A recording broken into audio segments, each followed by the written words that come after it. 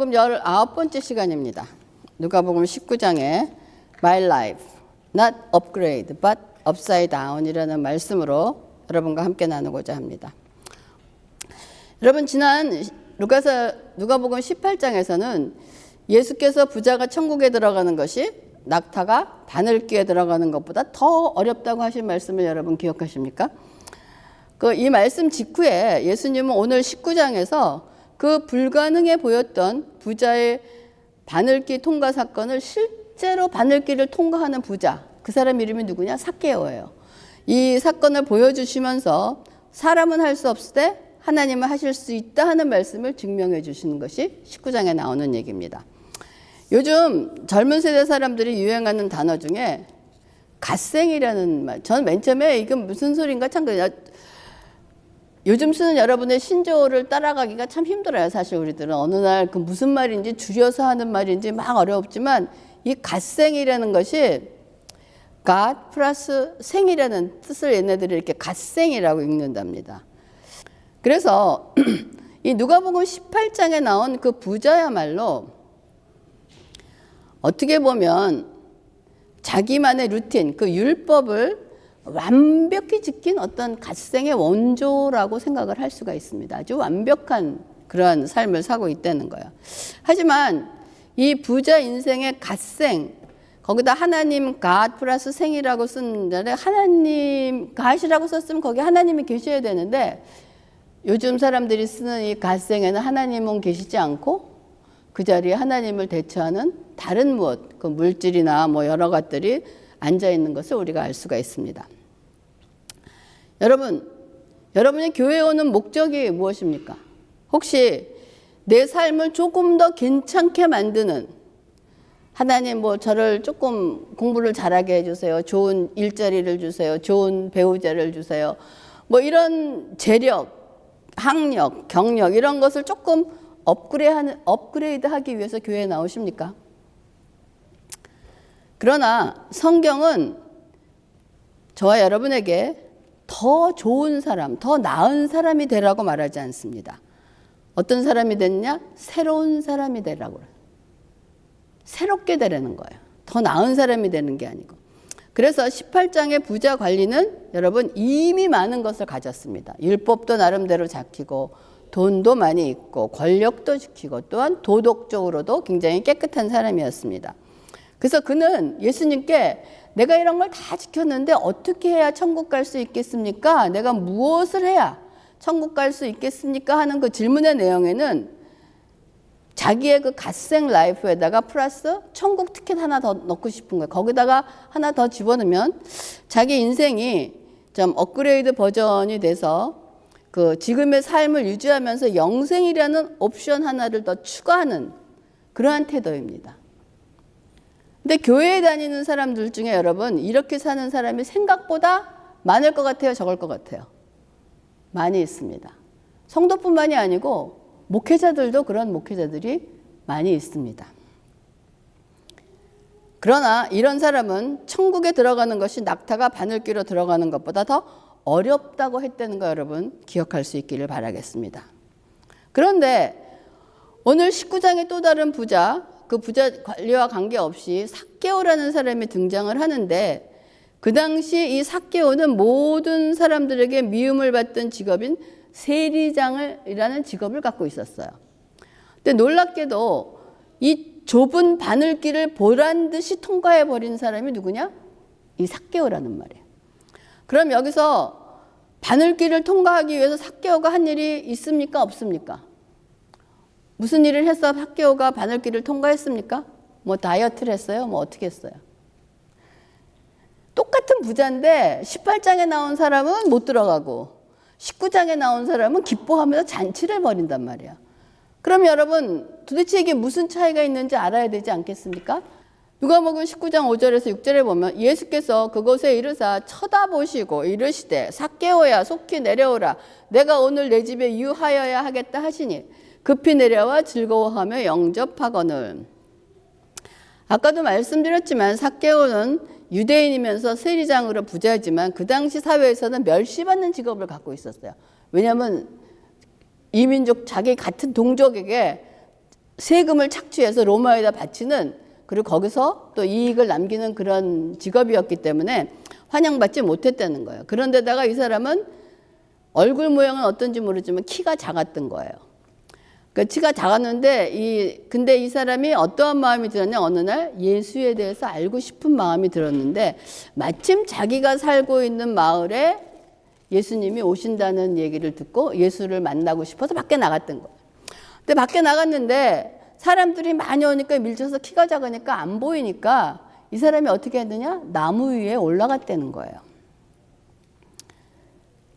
여기서 삭개오가 체면을 구기면서 나무 위에 올라가는 행위는 단순히 호기심을 넘어선 어떤 영적 절박함의 표현이라고 볼 수 있습니다. 사람은 살면서 풍요로운 것도 좋지만은 어떤 면에서 우리의 삶에는 반드시 절박함이 있어야 됩니다. 그 절박함이 나를 영생으로 이끌기도 하고 나를 또 성공으로 이끌기도 하는 그러한 것이 있다는 거예요. 그래서 삭개오는 사회적으로는 부유한 세리장이었지만 자신이 가진 사회적인 지위나 물질로는 뭔가 채울 수 없는 그 절박함이 예수를 보고 싶다는 나무 위에 올라가게 됐단 말이에요. 그런데 이런 행동을 보면 마치 삭개오가 내가 예수님을 만나야 되겠다 하는 것으로 만난 것 같습니다. 그랬습니까? 오늘 여러분이 누가복음 19장 5절에서 6절을 보시면서 발견되는 뭐가 없습니까? 나무 위에 올라간 삭개오가 예수님을 발견한 겁니까? 나무 위에 올라간 삭개오를 보고 예수님이 뭐라 그러셨습니까? 너 속히 내려오라 그러지 않았어요. 지적했습니다. 누구? 삭개오야. He knows my name. 하나님은 여러분의 이름을 알고 계시다는 것입니다. 그의 이름을 불러주신 것입니다. 삭개오야 속히 내려오라. 내가 오늘 내 집에 유하여야겠다. 구원은 하나님의 부르심의 선택의 사건입니다. 내가 보고 싶은 그런 절박함도 중요하지만 그 절박함이 하나님의 자녀가 되게 하는 게 아니고 하나님의 부르심으로 하나님의 자녀가 되는 것입니다. 근데 하나님의 자녀가 되게 하는 사람은 하나님이 그러한 절박함을 허락하신다는 거예요. 우리는 구원을 위해서 우리가 할 수 있는 일은 아무것도 없습니다. 그래서 선택받은 사람은 그저 선택을 영접하는 거예요. 그래서 삭개오를 이렇게 부르신 예수님께서 누가복음 19장 8절에 삭개오야 내려와라. 내가 니네 집에 오늘 가겠다. 오늘 구원이 니네 집에 이르렀다. 그랬더니 삭개오가 예수님을 만나자마자 한 고백이 뭐냐? 삭개오가 서서 주께 여짜오되 주여 보시옵소서 내 소유의 절반을 가난한 자들에게 주겠사오며 만일 누구의 것을 속여 빼앗은 일이 있으면 내 갑절이나 갚겠나이다 라고 얘기합니다. 이 삭개오는 돈이 많은 사람이에요. 근데 부자 청년은 하나님이 네가 가진 거 다 가난한 사람에게 나누어주고 나를 따르라 그랬더니 근심해서 갔잖아요. 그러니까 가장 중요했던 게 뭐냐? 부였어요. 근데 이 사람도 돈을 많이 갖고 있었는데 지금 삭개오가 예수님을 만나고 난 뒤에 변한 게 뭡니까? 내 소유의 절반 다 내놓겠다는 거예요. 가난한 자를 위해서. 그리고 내가 누구에게 속여서 뺏은 것 있으면 내 갑절이나 갚겠다라고 얘기하는 거예요. 그러니까 예수님을 만나자 그동안 자기 인생의 전부였던 게 뭡니까? 돈이었어요. 근데 그 돈이 가장 아래, 다운으로 지금 내던진 겁니다. 그래서 이 삶의 질서 자체가 어떻게 되냐? 업사이드 다운 된 것입니다. 이것이 부자 삭개오가 낙타가 바늘길을 통과하는 미션의 방식입니다. 우리가 부자였을지라도 그 바늘길을 통과하는 방식이 뭐냐? 이건 거예요. 인생의 우선순위와 가치관의 축이 완전히 뒤집히는 것입니다. 이것이 불가능에 도전하는 바늘길 통과법입니다. 그렇기 때문에 부자면 다 하늘나라에 못 간다 이런 이론이 아니라는 거예요. 부자도 하늘나라에 갈 수 있다는 것입니다. 어떻게? 자기의 가치관과 우선순위가 바뀐다는 거예요. 그러니까 이 말을 했더니 예수님께서 19장 10절에 뭐라 그러시냐? 인자가 온 것은 잃어버린 자를 찾아 구원하려 함이라 라고 말씀을 하십니다. 삭개오를 찾아오셔서 구원을 베푸신 예수님께서 이 땅에 육신의 몸을 입고 오신 목적은 잃어버린 자를 찾으러 와셨다는 것입니다. 지금 이 시대가 예수님께서 잃어버린 영혼들을 찾으시는 그러한 시대인 것입니다. 그리고 이 말씀에 이어서 내가 인자가 온 것은 잃어버린 자를 찾으러 왔다라고 얘기하시면서 11절에 이 말씀을 듣고 있을 때 비유를 더하여 하나의 비유를 더에 대해서 말씀을 하신다는 거예요. 그 비유의 내용이 뭐냐? 높은 주인이 종들에게 각각 돈을 주면서 주인이 돌아올 때까지 장사를 하라고 하시면서 짐을 떠난 이야기입니다. 즉 오늘날을 얘기하면 이제 이 스타트업을 하는 투자자가 해외로 가면서 3명의 청년에게 각각 1,000만 원이라는 시드머니를 줬어요. 그걸 똑같이 나눠주면서 내가 돌아올 때까지 이 돈으로 가치 있는 일을 해보라 했더니 첫 번째 청년은 그 시드머니를 가지고 앱을 개발했어요. 그래갖고 앱을 개발해서 소외 계층들을 돕고 해서 큰 수익과 사회적 가치를 동시에 만들어내는 일을 했어요. 두 번째 청년은 그 돈을 미천 삼아 성실하게 작은 가게를 운영해서 2배의 이익을 남겼습니다. 근데 세 번째 청년은 고민했어요. 이거를 가지고 이 투자자가 굉장히 까다로운 사람인데 내가 썼다가 이거 실패하고 날리면 어떡하지? 그 날리면은 나중에 와갖고 내가 너 준 돈 1,000만 원 다 내놓으라 그러면 어떡하지? 그래갖고 한 푼도 쓰지 않고 그냥 수건에 싸서 돌돌돌 마른 다음에 오니까 당신이 그럴까봐 내가 이렇게 했습니다 라고 내놨단 말이에요.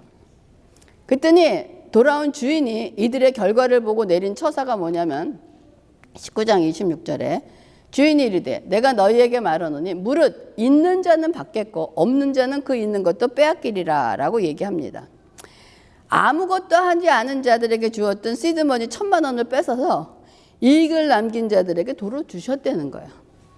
이것은 마치 어떤 게 생각나냐면 부익부, 빈익빈 같은 그런 원리가 생각나지 않죠? 있는 자들은 더 많이 갖고 없는 자들은 더 없어지는 것 같은 원리를 보이는데 이것은 그런 원리를 얘기하는 것이 아니고 하나님의 말씀에 대한 말씀에 대한 반응을 보여주는 그러한 사건인 것입니다.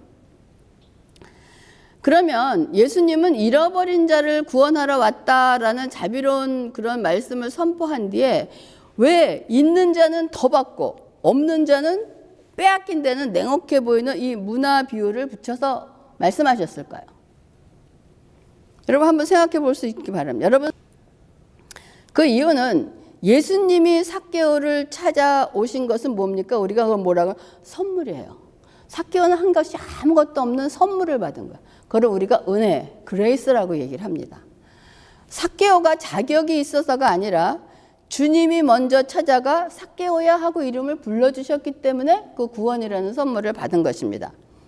하지만 주님은 삭개오를 구원하신 직후에 문화 비유를 말씀하신 것은 구원받은 자는 이제부터 주님이 맡기신 인생을 자본, 문화라는 걸 가지고 어떻게 살아야 되는가 하는 것 질문에 대한 대답이 바로 문화의 비유의 사건입니다.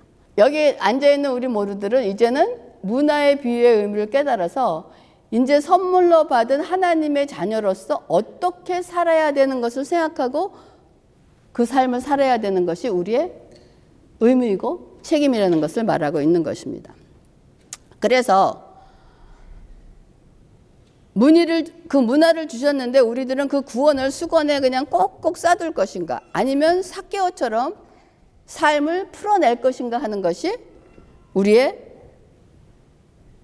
과제입니다. 그러므로 찾으신 거 혹은 부르시는 것은 주님의 몫이지만 남기는 거, 열매는 우리의 대응입니다. 여러분 성도는 왕이신 예수님이 다시 오실 때까지 그분이 주신 복음의 은혜라는 자원을 사용하여 이 땅에서 충성스럽게 열매를 맺어야 하는 청지기 정신을 강조하신 것이 바로 문화 비유의 사건입니다. 그리고 난 다음에 이 사건을 마치시고 난 다음에 19장 28절에 예수께서 이 말씀을 하시고 예루살렘을 향하여 앞서서 가시더라라고 얘기합니다. 이제 19장에서 잃어버린 자를 찾아 구원하려 함이라고 선언을 하시고 그 선언이 어떻게 잃어버린 자를 찾을 것인가 하는 그 선언이 실제로 성취되는 것을 보여주는 것, 실행 단계가 바로 28절부터 시작해서 십자가의 여정이 계속되는 것입니다. 지난주부터 여러분이 아시다시피 사순절이 시작됐습니다. 예수님께서 십자가의 죽음을 향하여 올라가시는 여정이 시작된 것입니다. 즉 삭개오를 구원하시는 자비로운 왕으로 오신 것이 19장 1절부터 10절에 있으면서 이제는 온 인류를 구원하시기 위해 자기 목숨을 내어놓으러 십자가로 향하시는 것이 19장 28절부터 누가복음 끝까지를 알 수가 있는 것입니다. 그래서 누가복음은 다른 복음서와 달리 예수님의 예루살렘 입성을 간단하게 지금 서술하고 있습니다. 제자들에게 어린 나귀를 구해오라 하시고 구해온 나귀를 타시고 예루살렘으로 입성하십니다. 그러자 19장 37절에 38절에 이미 감난산 내리막길에 가까이 오심에 제자의 온 무리가 자기들이 본 바 모든 능한 일로 인하여 기뻐하며 큰 소리로 하나님을 찬양하며 이르되 찬송하리도다. 주의 이름으로 오시는 왕이여 하늘에는 평화요 가장 높은 곳에는 영광이로다 라고 말하고 있습니다. 자, 그래서 이 38절에 주의 이름으로 오시는 왕이여 하늘에는 평화요 가장 높은 곳에는 영광이로다는 찬상은 누가복음 1장인가 2장에 예수님이 탄생했을 때 천사들이 부른 지극히 높은 곳에서는 하나님께 영광이요 땅에서는 하나님이 기뻐하시는 사람들 중에 평화로다라는 말씀하고 정확히 맞는 말씀을 하고 있는 것입니다. 그래서 누가는 이를 통해서 베들레헴 마국간의 평화의 왕으로 오신 그 아기가 이제 예루살렘의 왕이 되어 온 인류의 평화를 완성하러 오셨다는 점을 지금 다루고 있다는 것이 누가복음에서 얘기하고 있는 것입니다. 그래서 사람들은 호산나를 외치면서 자기들의 형편이 나아지는 업그레이드를 꿈꿨습니다. 여러분, 예수님이 예루살렘 입성하실 때 유대인들이 호산나 호산나 외친 나를 구원하소서 구원하소서의 의미가 여러분 무엇인지 아십니까? 정말 나를 죄에서 구원하시고 영생으로 인도하소서 나를 구원하시 죄인을 용서하소서의 호산나였습니까? 우리가 지금 살고 있는 이 로마로부터 우리를 해방되게 하시고 우리를 벗어나게 하셔서 옛날 다윗의 시대처럼 그런 영화로운 시대를 다시 한번 회복할 수 있도록 해주세요 하는 그런 호산나였습니다. 그렇기 때문에 이런 의미에서 호산나를 외쳤지 정말 필요한 하늘의 평화를 외치신 것이 아니었다는 거예요. 그러니까 결국은 이런 호산나를 외치던 군중이 며칠이 지나서 어떻게 합니까? 내가 외치던 호산나의 내용과 맞지 않으니까 어떻게 해요? 예수를 십자가에 못 박는 사건이 벌어지는 것이 바로 이러한 사건이라는 것입니다. 그래서 누가복음 19장 41절에 42절 가까이 오사 성을 보시고 우시며 예수님이 예루살렘에 들어오시면서 예루살렘 성을 보고 우십니다. 이르시되 너도 오늘 평화에 관한 일을 알았더라면 좋을 뻔하였거나 지금 내 눈에는 숨겨졌도다라고 얘기하시는 것입니다. 예수님이 왜 우셨을까요? 여러분 예루살렘이라는 단어의 뜻이 뭔지 아세요? 샬롬, 평화라는 것입니다. 그런데 그 평화라는 이름을 가진 예루살렘이 평화롭습니까? 평화롭지 못하는 거예요. 진정한 평화가 없는 그러한 예루살렘을 보시고 우시는 것입니다. 이들이 원하는 평화는 가짜 평화였어요. 가짜 평화가 뭐냐? 로마의 압제에서 벗어나 예전의 영광을 되찾는 것, 즉 환경의 변화와 힘의 우위를 통한 평화로 자기들의 삶을 더 좋게 만드는 업그레이드된 평화를 원했다는 것이에요. 하지만 예수님은 업그레이드된 평화를 주시기 원하는 것이 아니라 완전히 업사이드 되는 평화를 우리에게 주시기 원하시는 거예요. 예수님이 말씀하시는 평화는 하나님과의 관계가 회복돼서 영혼의 질서가 바로 잡히는 평화입니다. 즉, 내 욕망이 죽고 하나님의 통치가 임하는 업사이드 다운식의 평화를 얘기하시는 것입니다. 그래서 예수님은 그렇게 말씀하신 거예요. 너도 오늘 평화에 관한 일을 알았더라면 좋을 뻔하였다라고 지금 내 눈에 숨겨졌다는 말씀은 그들이 엉뚱한 평화를 쫓다가 진짜 평화, 예수님 자신을 알아보지 못하고 영적 소경 상태임을 한탄하며 우셨던 것입니다. 그리고 나서 예수님이 이러한 그 예루살렘을 향해서 우시고 난 다음에 제일 먼저 사순절 기간 동안에 하신 일이 뭐냐? 성전에 들어가서 장사하는 자들을 내쫓으시며 그들에게 이르시되 기록된 바 내 집은 기도하는 집이 되리라 하였거늘 너희는 강도의 소굴로 만들었다라고 하십니다. 그래서 이 홀리 업사이드 다운은 실질적으로 실천으로 옮기는 사건이 바로 하나님의 성전 청소 사건입니다. 청소 사건은, 성전 청소 사건은 예수님의 사복음서에 다 등장합니다. 이 사람들이 보는 관점이 이것이 다 중요하다고 생각했기 때문에 각자 다른 위치에서 봤지만 이것을 다 다루고 있다는 것입니다. 이것은 단순한 청소가 아니라 여러분 거룩한 소동이에요. 이것은 단순히 꾸짖는 것이 아닙니다. 돈 바꾸는 사람들과 상과 비둘기 파는 사람들이 그냥 의자를 엎으셨다는 기록은 이거는 완전히 업사이드 다운 되는 시각적인 걸 형상화한 거라고 할 수 있어요.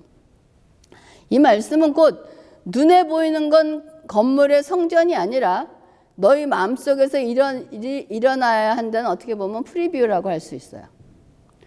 당시 대제사장들과 장사꾼들은 성전을 화려하게 유지하면서 성전세와 재물 검사를 이용해 부당한 이익을 취했습니다.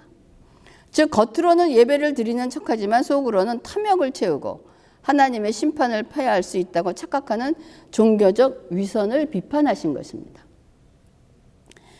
요한복음에 이 성전을 헐라 내가 사흘 동안에 일으키리라 라고 말씀하십니다. 그러니까 이 말을 들었던 사람들이 그래. 지금 저 헤롯 성전이 짓는 게 지금 46년 동안 짓고 있는데 아니 저 사람이 뭐길래 저걸 다 하면 다음에 3일 만에 성전을 짓는다 그래? 너무나 이상한 얘기 아니야? 라고 얘기하는데 예수님이 3일 만에 성전을 짓겠다라고 하시는 말씀이 무엇인지 여러분 알 수 있기를 바랍니다. 오늘 이 시간에는 다루지 않겠습니다. 이러한 업사이드 다운은 나를 지키는 본능과 나를 깨트리는 은혜가 충돌하는 사건이 일어나는 거예요. 그러니까 나를 지키려는 본능과 나를 깨트리는 은혜가 이것이 우리가 예수를 믿기 시작할 때 처음에 나타나는 사건입니다. 내가 갖고 있던 원래의 생각과 예수를 믿었더니 이건 아니래라고 하는 그 생각이 부딪히기 시작하는, 이렇게 해야 되는 거 아니야, 이렇게 해야 되는 거 부딪히는 사건이 일어나는 것이 바로 어디에서 일어나느냐? 우리의 성전, 우리의 마음에서 일어난다는 것입니다. 이렇게 강력한 복음 앞에 반응하는 두 부류의 인간이 있습니다. 한쪽은 자기 기득권을 지키기 위해 예수님을 죽이려 하고 다른 한쪽은 그 말씀대로 귀를 기울이는 이러한 사건이 벌어지는 것입니다. 이 종교적인 이름으로 자신의 명예와 권력과 부를 차곡차곡 쌓으려고 하는 사람들은 업사이드 다운 되기를 싫어합니다. 자기 기득권이 뺏기기 때문에, 기득권을 유지해야 되기 때문에. 그래서 2000년 전 성전의 상을 뒤엎으신 예수님을 죽이려 했던 그 지도자들의 음모가 여러분 오늘날에도 계속되고 있습니다. 그때만 있던 것이 아닙니다. 자신의 기득권을 지키기 위해 공정을 짓밟고 진실을 가리고 변화를 거부하는 그 완악한 모습이 우리의 사회나 우리의 종교 생활에 우리의 교회나 어느 곳에다 존재한다는 것은 여러분이 알 수 있기를 바랍니다. 하지만 더 무서운 사실은 우리 또한 내 인생의 주인의 자리를 지키기 위해서 내 안에 작은 기득권을 지키기 위해서 주님의 말씀을 거부하고 있지 않느냐 하는 것을 여러분 우리는 체크해 봐야 됩니다.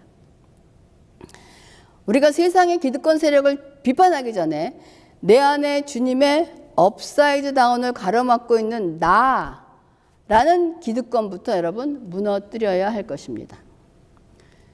이 누가복음 본문에서 예수님과 대척점에 서 있는 사람들은 세상의 정치인이 아니라 당대 최고의 종교 지도자들이었던 대제사장과 서기관들이었다는 것을 기억하시기 바랍니다. 그래서 오늘날 교회 안에도 여러분 기도하는 집을 비즈니스로 바꾸는 종교 기득권이 있습니다. 하나님이 주신 영적 권위를 개인의 소유로 착각해서 자녀에게 물려주거나 교단을 정치적 세력 싸움의 장으로 만드는 형태는 돌 위에 돌 하나도 남기지 않으리라는 심판의 대상이 된다는 거 기억해야 됩니다. 또 가르치나 죽이려는 걸 하는 위선이라는 거예요. 오늘날에도 성경을 연구하고 가르치는 지도자들이 정작 복음의 뒤집힘이 자신의 기득권이나 명예를 건드리면 복음보다 교회법이나 정치 압력을 앞세워 진실을 묵살한다는 것입니다. 그렇기 때문에 가르치지만 죽이려고 하는 위선 여러분 분별하셔야 되는 것입니다. 그리고 백성의 귀를 막는 지도자들이 있습니다. 예수님의 말씀에 매달리는 지도자들은 그 통로를 막습니다. 그래서 교회가 성도들을 깨어있는 그리스도인이 아니라 맹목적인 추종자로 만듭니다. 그냥 이 말씀은 그 뜻이 뭔지도 모르고 그냥 맹목자로 만드는, 소경으로 만드는 일을 하는 것이 오늘날에 서여 있는 이런 일들을 여러분 분별할 수 있기를 바랍니다. 그래서 말씀을 마무리하겠습니다. 예수님은 성전을 수리하러 오신 것이 아닙니다. 성전은 우리에게 조금 더 좋은 사람이 되라고 얘기하지 않습니다. 성전을 수리하러 오신 것이 아니라 어떻게? 뒤엎으로 오신 것입니다. 우리에게 조금 더 나은 사람이 되라고 얘기하지 않고 새 사람이 되라고 말씀을 하신다는 거예요. 그래서 우리 안에 있는 종교적 부정과 기득권이 먼저 여러분 업사이드 다운 되지 않으면 세상의 소금이 되기는커녕 세상보다 더 빠르게 부패하는 강도의 소굴로 변환되는 것입니다. 그래서 세상은 성공을 위해 기득권을 쌓는 것입니다. 종교는 거룩함을 빙자해 기득권을 사수하려고 합니다. 그러나 복음은 이 기득권을 버리고 십자가에 못 박히는 것이 목적인 것입니다. 그래서 우리가 업사이드 다운 돼서, 그래서 여러분 우리가 예수를 첫 번째 만나면 제일 먼저 일어나야 되는 일이 뭐냐? 우리의 업사이드 다운입니다. 그냥 업그레이드 돼서는 예수를 만날 수 없습니다. 나의 인생관과 가치관이 모두 다 바뀌어야 된다는 것이. 그것이 뭐냐? 거듭나는 것을 얘기하고 있습니다. 그래서 우리에게 어떻게 뒤집힌 인생을 살 것인가 하는 질문이 남겨집니다. 여러분, 이번 한 주간은 여러분이 더 나은 나를 만드는 업그레이드를 위해서 기도하지 마시고, 하나님 조금 더 제가 성실하게 해줘서 이런 거 기도하시지 마시고, 주님이 주인 되시는 업사이드 다운의 거룩한 소동이 내 삶에 일어나기를 여러분 한번 기도해 보세요. 내 인생이 뒤집힐 때 바로 천국이 바로 서게 될 것입니다. 그래서 내 나라의 끝이, 그러니까 내 인생의 끝이, 내 삶의 끝이, 내 생각의 끝이 뭐냐? 하나님 나라의 시작이라는 거예요. 그리고 여러분 자아를 업그레이드하는 것을 멈추시고 여러분의 영혼을 뒤집기 시작하십시오. 나의 모든 정체성, 우선순위, 가치관 이런 것들이 하나님의 것으로 온전히 바꿔지기를 여러분 기도할 수 있기를 바라겠습니다. 기도하겠습니다. 하나님 감사를 드립니다. 오늘 우리의 삶 속에서 예수님이 말씀하시기를 좀 더 좋은 사람이 되라 말씀하시는 것이 아니고 새 사람이 되라고 하십니다. 너희의 삶에 조금 업그레이드해서 좋은 것을 더 애드하는 삶을 사는 것이 아니고 완전히 우리의 삶의 가치관과 모든 것들이 삶의 주축이 업사이드 다운 되기를 원하십니다. 그리하여 하나님께서 원하시는 그 삶을 넉넉히 살아내서 아버지 열 문화를 받고 아버지 주신 그거를 통하여 우리의 삶 속에서 많은 열매와 풍성한 열매를 살아내는, 남겨내는 우리가 될 수 있도록 인도하시고 축복하여 주시옵소서.